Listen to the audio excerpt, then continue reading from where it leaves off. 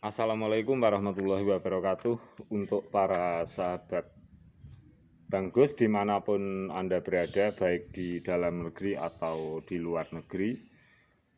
Untuk pagi ini Banggus akan memberikan sedikit kajian tentang rumput, penyakit, dan media tanam tanah.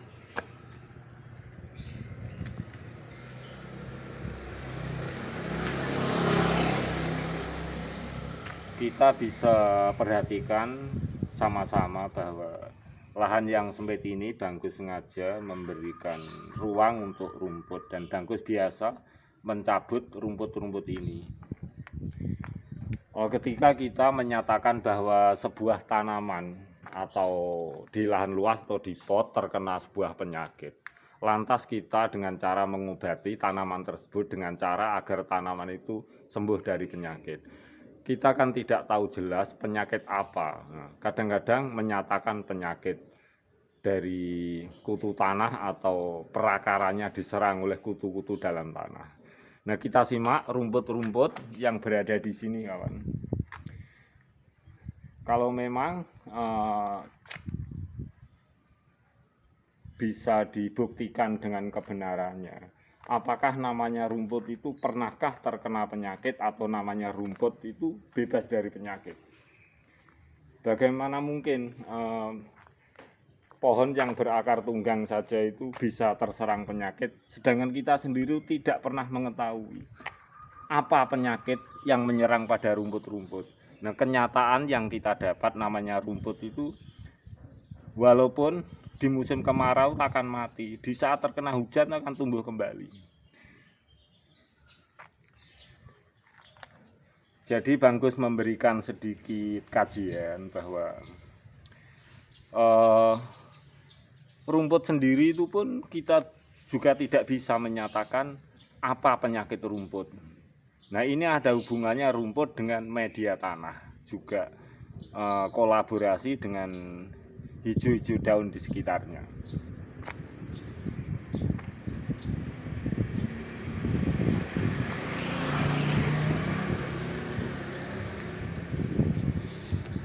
Yang jelas kajian Banggus ini tidak menutup kemungkinan banyak kesalahan-kesalahan yang Banggus sharingkan di sini, tetapi kan kita itu juga sedikit memberikan gambaran.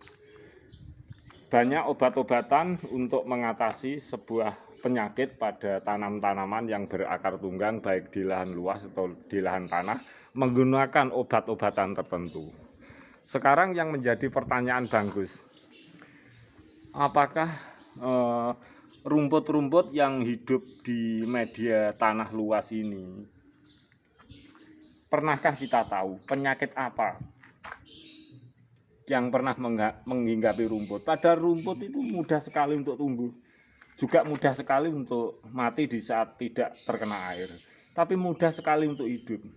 Nah, sedangkan berakar tunggang yang seperti gagah dan kuat seperti ini, masih ada beberapa penyakit yang menyerang sehingga kita semua tuh menggunakan obat-obatan tertentu. Nah, bagaimana mungkin rumput yang hanya lemah seperti ini kok hanya mati di saat tidak terkena air, tetapi hidup kembali subur di saat terkena air hujan.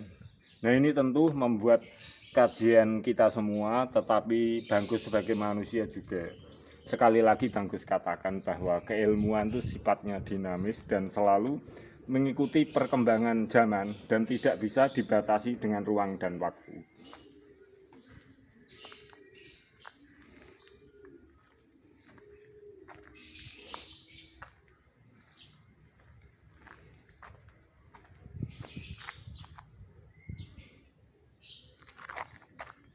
Baiklah sahabatku, sedikit ulasan.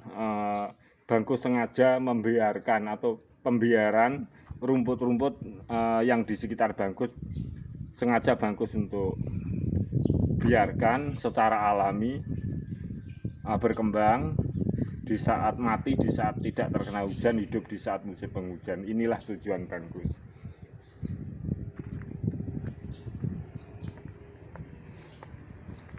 Tetapi yang jelas kita semuanya ini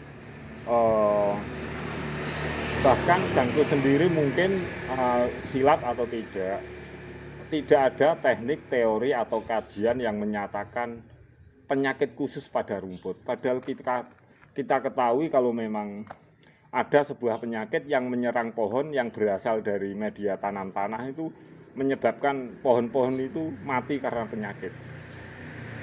Sedangkan rumput sendiri itu andaikan punya penyakit, tentu rumput semuanya itu akan sulit untuk tumbuh kembang.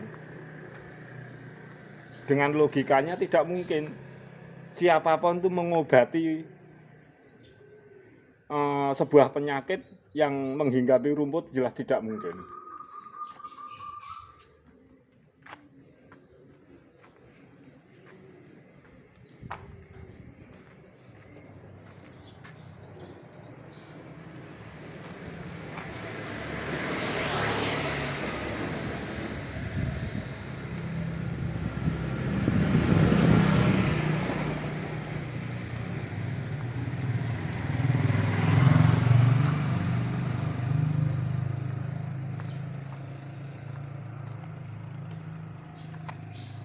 Semoga sharing atau kajian yang tidak terlalu berarti untuk sahabatku semuanya bisa menjadikan pembelajaran. Siapa tahu sahabatku semuanya dimanapun berada bisa menjadikan ini lebih baik daripada Bangkus. Semoga Yang Maha Kuasa selalu meridhoi dan bersama kita semuanya. Amin. Akhirul kata, wassalamualaikum warahmatullahi wabarakatuh.